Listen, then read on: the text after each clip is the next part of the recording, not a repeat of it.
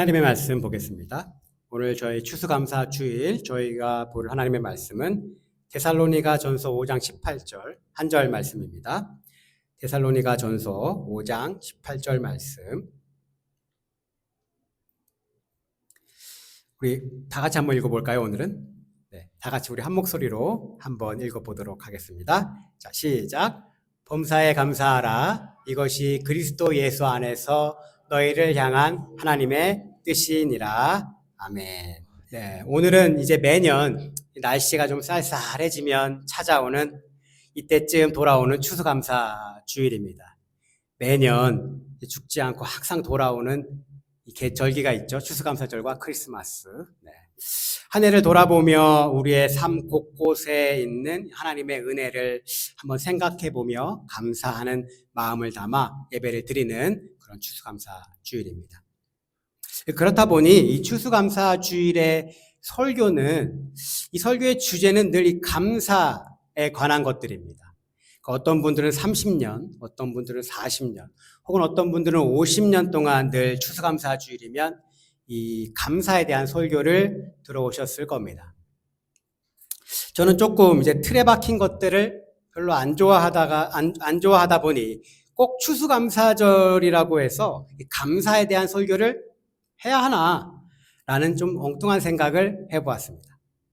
그래서 이번 추수감사주일은 감사가 아닌 하나님의 창조와 이 세상의 종말과 같은 완전히 말도 안 되는 주제의 설교를 한번 해볼까?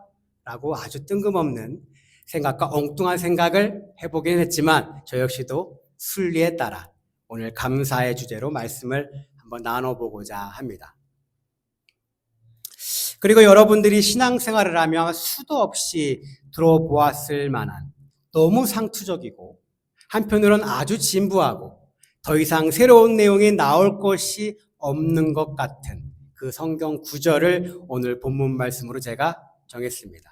바로 그리스도인이 아니어도 너무나 잘 알고 있는 데살로니가 전서 5장 18절의 말씀, 범사에 감사하라입니다.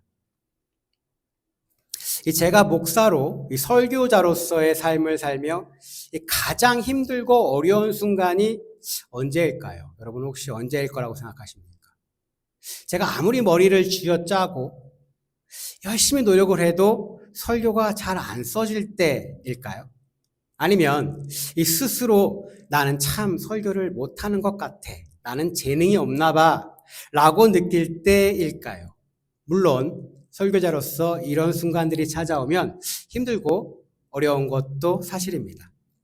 그러나 정말 어렵고 힘든 순간은 설교자로서 매주 하나님의 말씀을 전하며 나에게 이런 질문이 제 머릿속을 스쳐 지나갈 때입니다. 너는 그렇게 사냐? 너는 네가 전하는 말씀대로 사니? 못 살죠.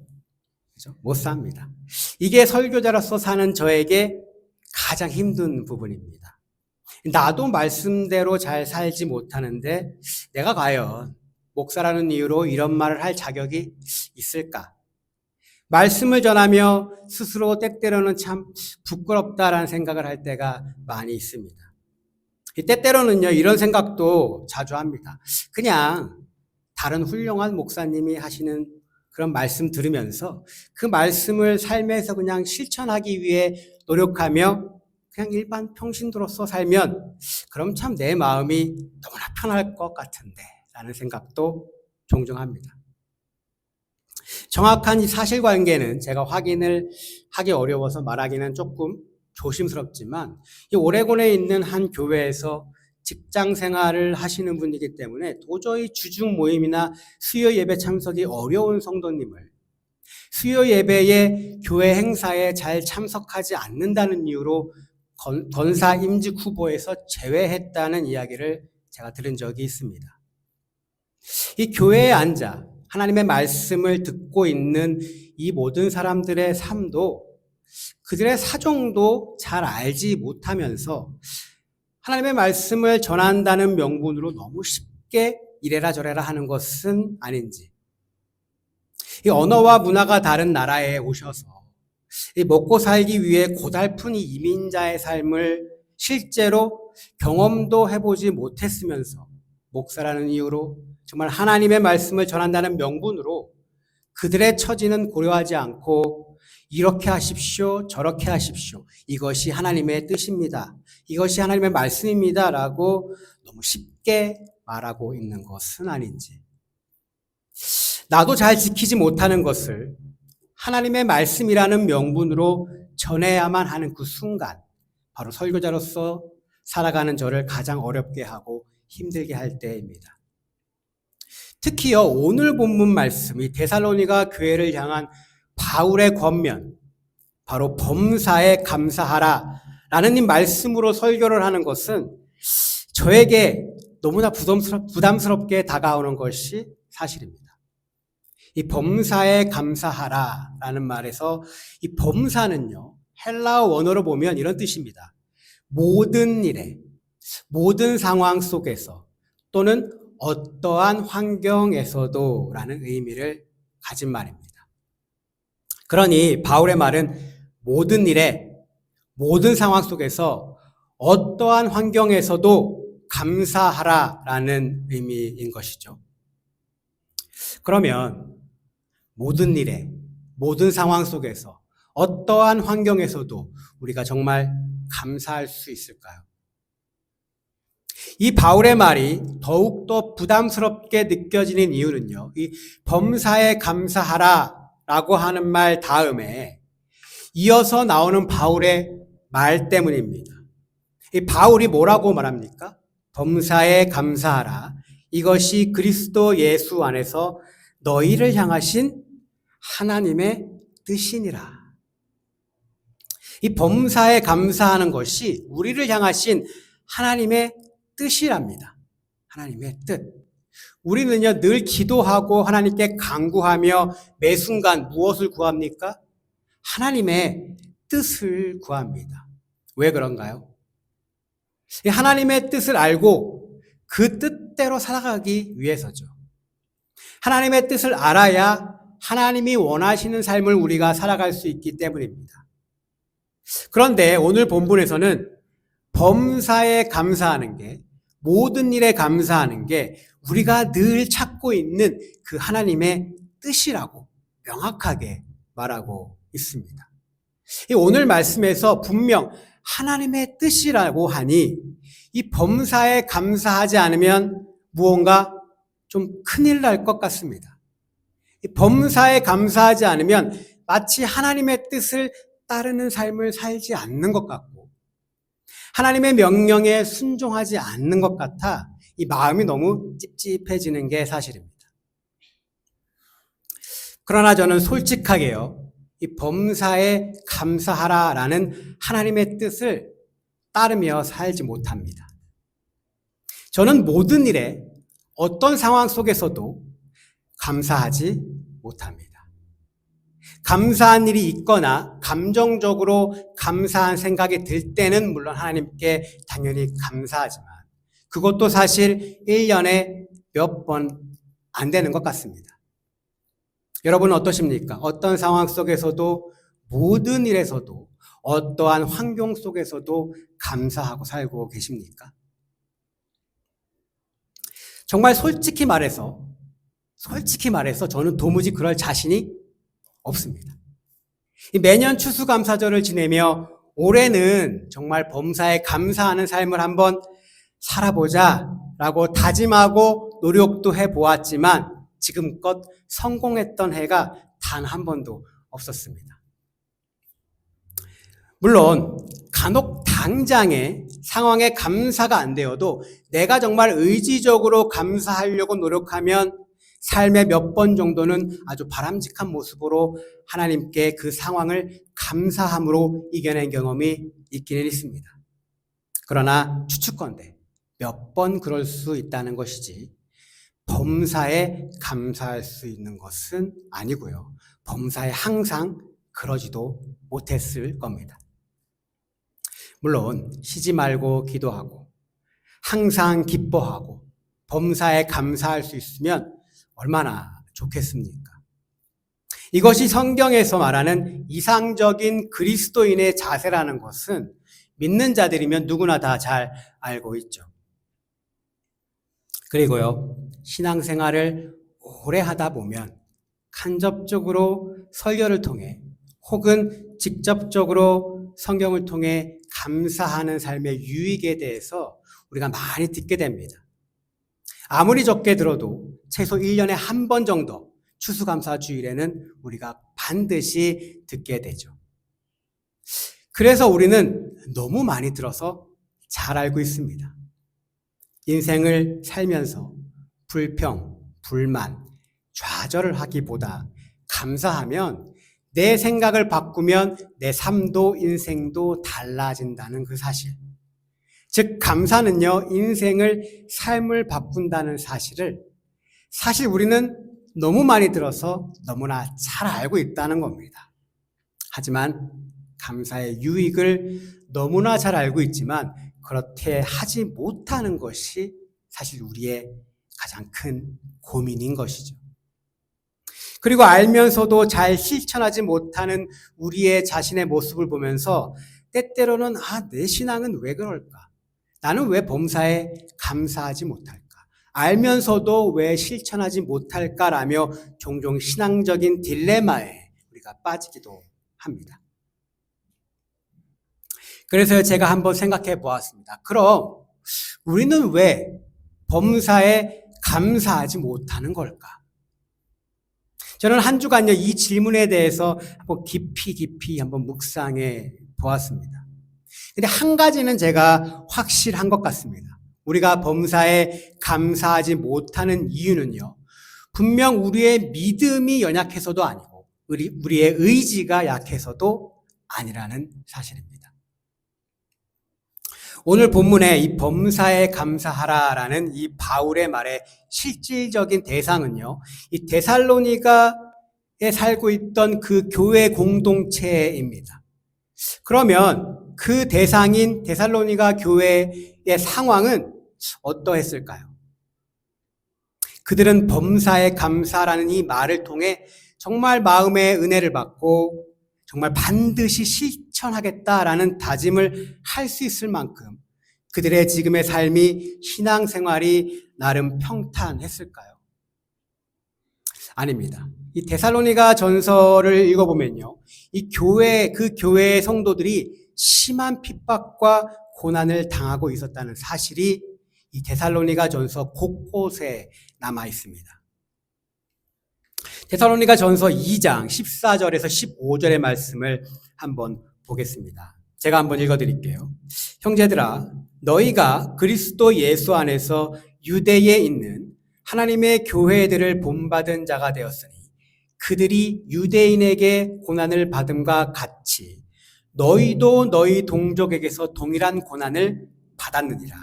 유대인은 주 예수와 선지자들을 죽이고 우리를 쫓아내고 하나님을 기쁘시게 하지 아니하고 모든 사람에게 대적이 되어. 읽어보니까 어떤 느낌이 드십니까? 유대인 그리스도인들이 같은 민족인 유대인들에게 이 당했던 그 고난과 핍박을 이 데살로니가 교회 교인들도 그들과 같은 민족들, 아마 헬라인이겠죠. 그들에게 똑같이 당했다는 겁니다. 예수를 믿는다는 이유로 그들도 죽임을 당하고요. 예수를 믿는다는 이유로 쫓겨나기도 하고 그 지역 사람들에게 대적이 되는 아주 극심한 핍박과 고난을 당했다고 지금 말하고 있는 것이죠. 그들의 고난이 얼마나 심했으면 이 바울이 너무 걱정이 된 나머지 자신의 거의 형제와 아들과 같은 디모데를 이 데살로니가 교회로 보내서 그들의 상황을 살펴보게 합니다. 그리고 그 살펴보고 온 디모데의 말을 듣고 지금 바울이 데살로니가 전서를 쓰고 있는 것이죠. 그리고 그들의 고난이 얼마나 심했는지 이 데살로니가 전서 다른 구절을 통해 우리가 대략 좀 추측해 볼 수 있습니다. 데살로니가 전서 4장 16절에서 18절까지의 말씀인데요. 제가 한번 읽어드리겠습니다. 주께서 호령과 천사장의 소리와 하나님의 나팔 소리로 친히 하늘로부터 강림하시리니 그리스도 안에서 죽은 자들이 먼저 일어나고 그 후에 우리 살아남은 자들도 그들과 함께 구름 속으로 끌려올라 공중에서 주를 영접하게 하시리니 그리하여 우리가 항상 주와 함께 있으리라. 그러므로 이러한 말로 서로 위로하라. 지금 바울이 무슨 얘기를 하고 있습니까? 세상의 종말에 관련된 이야기를 하고 있죠. 예수 그리스도 재림에 관한 이야기를 하고 있습니다. 이 데살로니가 교회 교인들은 예수님이 제발 빨리 오시기를 간절히 기다렸다는 거죠. 예수님이 빨리 다시 오기를 기다리며 예수님이 곧 오실 거야. 조금만 참아보자. 예수님이 곧 오실 거야. 조금만 참아보자. 라며 서로를 위로하면서 견뎌야 할 정도로 그들의 고난이 굉장히 심했다는 것을 우리가 이 본문을 통해서 알 수 있습니다. 이런 상황 속에 있는 그들에게 바울이 지금 뭐라고 얘기하고 있는 겁니까? 범사에 감사하라. 이것이 하나님의 뜻이다 라고 권면하고 있는 것이죠. 과연 이 사람들이 범사에 감사했을까요? 실제 데살로니가 전서와 후서를 읽어보면 데살로니가 교회 교인들은 그들의 고난을 분명 잘 견디고 있었던 것으로 보입니다. 그러나요, 우리도 잘 알듯이 그냥 견디고 버티는 것과 우리가 그런 상황에서 늘 감사하는 것은 분명히 다른 의미입니다. 우리가 범사에 감사하기 참 어려운 이유는 이 범사에 감사하라는 말에는 도저히 내가 납득할 수 없는 어려운 고난들도 포함되어 있기 때문입니다. 이 범사에 감사하라는 말은 고난의 이유를 몰라도 나아가 새로운 고난이 또 겹쳐도 그래도 감사해야 한다라는 의미이기 때문에 이것을 우리가 도저히 지키기 어려운 것입니다. 저는요, 유튜브로 종종 이제 찬양을 많이 듣는데요. 이 설교를 쓸 때도 다른 작업을 할 때도 유튜브로 자주 찬양을 들으면서 작업을 합니다. 그리고 그 유튜브 영상에는요, 많은 코멘트가 달려 있습니다. 이 별 생각 없이 제가 찬양만 듣다가 어느 날 갑자기 뜬금없이 제가 즐겨 듣는 찬양의 영상에 달려있는 코멘트를 제가 한번 읽어보게 됐었는데요. 그런데요, 제가 읽고 깜짝 놀랐습니다. 그 댓글들에는요, 눈물 없이는 도저히 들을 수 없는 수많은 사람들의 고난과 아픔이 남겨져 있었습니다. 찬양을 들으며 그들이 하나님께 댓글로 기도하면서 그 댓글을 보는 사람들에게 나의 어려움을 위해, 나의 고난을 위해 기도해달라 부탁하는 글들도 수없이 달려 있었던 것이죠. 그 중에요, 제가 이 마음속에 떠나지 않았던 한 여성분의 기도의 댓글을 한번 나눠보려고 합니다. 그 댓글은 이렇습니다. 남편이 스스로 목숨을 끊은 지 3주가 지났습니다. 아픔을 함께하지 못한 제 자신이 밉고 또 밉습니다. 주님, 전 왜 이렇게 태어나서 버거운 생을 살게 하시는 건가요? 정말 이제는 잡을 지푸라기도 없습니다. 제발 저를 죽이지 말아 주세요. 제가 지켜야 할 우리 아들이 있습니다. 주님, 살아계시는 주님, 자꾸만 제 마음이 약해집니다. 온갖 독촉 전화와 알 수 없는 사람들의 전화들로 매일매일 고통스럽고 무섭습니다. 올해 1월부터 지금까지 하루도 빠지지 않고 터지고 있는 일들에 저는 더 이상 숨을 쉴 수가 없어요. 가슴에 칼이 찔린 듯 아프고 숨이 잘 쉬어지지 않습니다. 독한 공황장애 우울증 수면제도 이제는 듣지 않아요. 주님, 저를 죽이지 말아 주세요. 제발 새벽 기도 때 주님 영접해 주세요, 아버지. 이런 글이었습니다. 이 사랑하는 성도 여러분, 저는 이분의 글을 읽으며 이분이 정말 하고 싶은 말 한 가지가 제 귀에 들려왔습니다. 그 말은요, 하나님 여기 계십니까?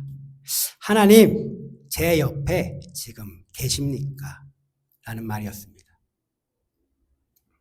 성경에서 고난하면 생각나는 대표적인 인물이 있죠. 바로 욥입니다. 욥은요, 이유를 알 수 없는 고난과 고통에 굉장히 힘들어했습니다. 이 자신은 정말 잘못한 게 하나도 없는데 주변의 친구들은 네가 무언가를 잘못했으니까 네가 이런 고난을 받고 있는 것이라고, 네가 이런 벌을 받고 있는 것이라고 자꾸 말하고 책망해서 너무나 억울해하고 힘들어했죠. 물론 이런 부분들도 욥을 굉장히 아마 힘들게 했을 겁니다. 그러나 욥을 더욱더 힘들게 한 것은 고난 가운데 있는 욥이 하나님, 나와 함께 계십니까? 라는 질문에 어떠한 답을 얻지 못한 것이 아니었을까요? 욥기 23장 6절에서 9절을 보면요, 욥이 이렇게 고백하고 있습니다. 그가 큰 권능을 가지시고 나와 더불어 다투시겠느냐? 아니로다. 도리어 내 말을 들으시리라. 거기서는 정직한 자가 그와 변론할 수 있은즉 내가 심판자에게서 영원히 벗어나리라. 그런데 내가 앞으로 가도 그가 아니 계시고 뒤로 가도 보이지 아니하며 그가 왼쪽에서 일하시나 내가 만날 수 없고 그가 오른쪽으로 돌이키시나 배울 수 없구나. 하나님, 고난 중에 있는 내 옆에 계십니까? 이 질문이 욥을 가장 힘들게 하지 않았을까요? 우리가 범사에 감사해야 하는 것을 잘 알면서도 그렇게 하지 못하는 가장 큰 이유는 하나님이 내 옆에 계시는 것 같지 않기 때문이 아닐까요? 하나님이 내 삶에 관여하고 있다고 우리가 전혀 느끼지 못하기 때문이 아닐까요? 이 모든 일에, 어떤 상황 속에서, 모든 환경 속에서도 하나님이 나와 늘 함께 하신다는 내가 확신만 있다면 고난 중에도 어려움 중에도 범사에 감사할 수 있을 것 같습니다.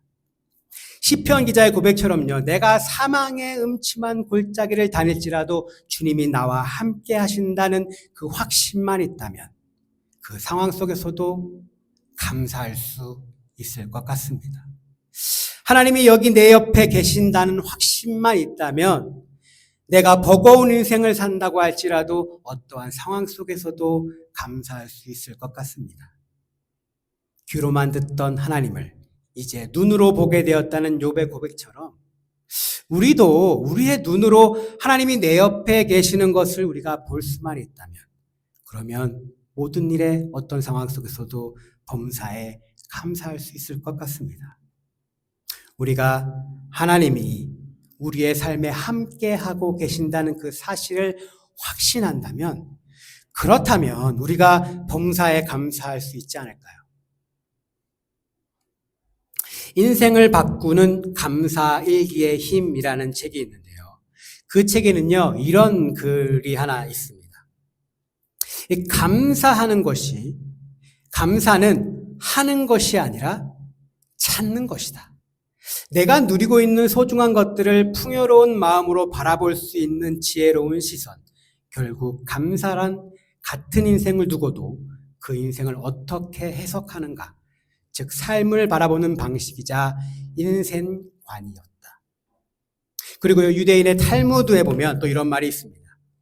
세상에서 가장 현명한 사람은 배우는 사람이고 가장 강한 사람은 자신을 이기는 사람이며 가장 행복한 사람은 항상 감사하는 사람이다.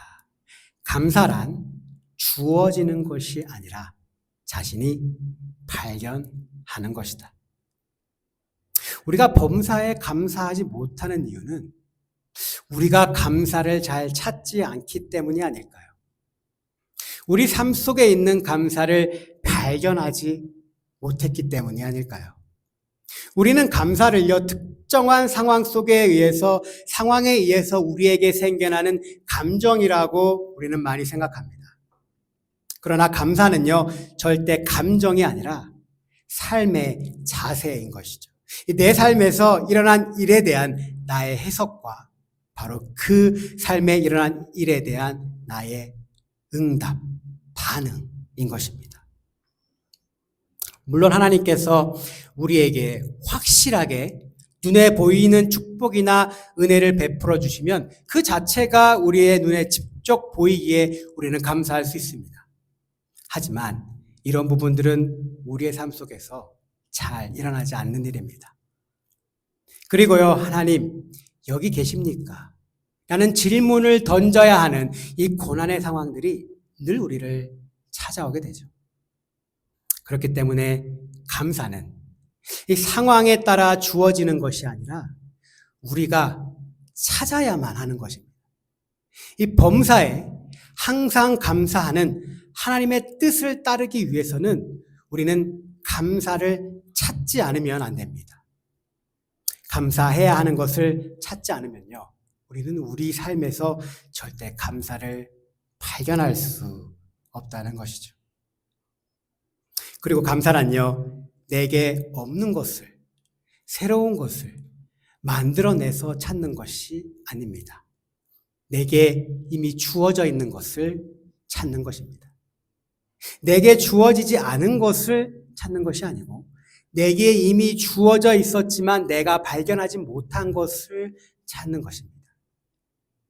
즉, 감사는요, 내 인생 곳곳에서 하나님의 일하심의 흔적, 그것을 발견하는 것입니다. 이 감사는 내 인생의 곳곳에서 나와 함께 동행하셨던 하나님의 발자취를 우리가 발견하는 것입니다.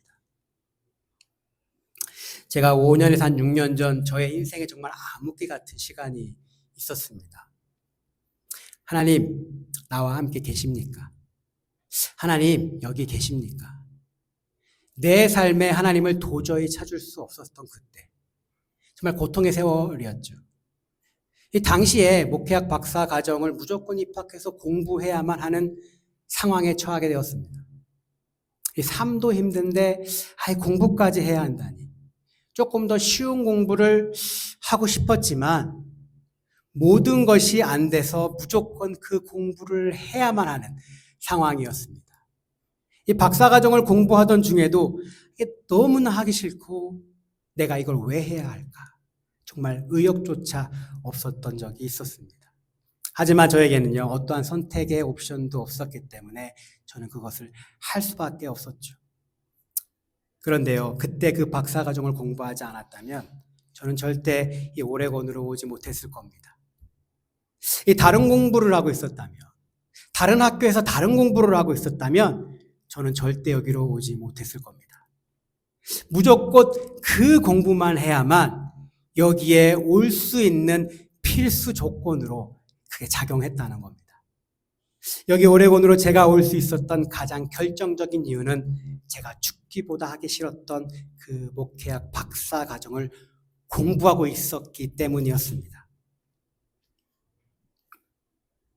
내 인생에서 하나님의 일하심의 흔적을 발견하며 하나의 감사를 제가 찾게 되었습니다. 이 감사와는 전혀 거리가 먼 것 같은 내 인생에 숨겨진 그 감사 하나를 제가 찾게 되었습니다. 여러분, 이 감사를 찾아 나서지 않으면서 범사에 감사하라는 하나님의 말씀을 지키겠다는 것은 사실상 저는 불가능하다고 생각합니다. 우리는요, 어떠한 상황에서도 모든 일에 감사하는 삶을 살 수 있는 존재가 아닙니다. 인간은요, 그렇게 할 수 있는 존재가 절대 아닙니다. 우리가 범사에 감사하는 삶을 살기 위해서는 우리의 최선의 노력이 반드시 필요하다는 것이죠. 사랑하는 성도 여러분, 오늘 추수감사주의를 보내며 여러분 삶 속에 숨겨져 있는 감사를 한번 찾아보시기를 소망합니다. 하나님, 여기 계십니까? 하나님, 내 인생에 함께하고 계십니까? 라고 의심하며 질문을 던졌던 그 순간에도 하나님이 여러분과 함께 하셨던, 여러분이 아직 발견하지 못한 그 감사의 흔적을 저는 분명히 발견하실 수 있을 거라 확신합니다. 우리가 쉽게 하는 다른 사람과의 비교를 통해서 감사의 거리들을 찾아가는 것이 아니라 이번 추수감사절 동안에는 하루하루 하나님이 우리의 삶 속에서 하신 일을 찾는다면 오늘 본문의 말씀처럼 정말 범사에 감사하는 삶을 우리가 살 수 있지 않을까요? 그리고 감사를 찾는 그 과정 속에 우리는 반드시 알게 될 것입니다. 우리의 삶에 당연한 것은 하나도 없었다는 것을. 2025년도 추수감사절입니다. 추수감사절 이번 한 주간 여러분의 삶 속에, 저들 삶 속에 깊이 숨겨져 있는 이 감사의 보물들을 하나하나 찾아 우리의 삶에 하나님이 일하셨던 그 흔적을 발견해 보는 한 주가 되시기를 주님의 이름으로 간절히 축복합니다.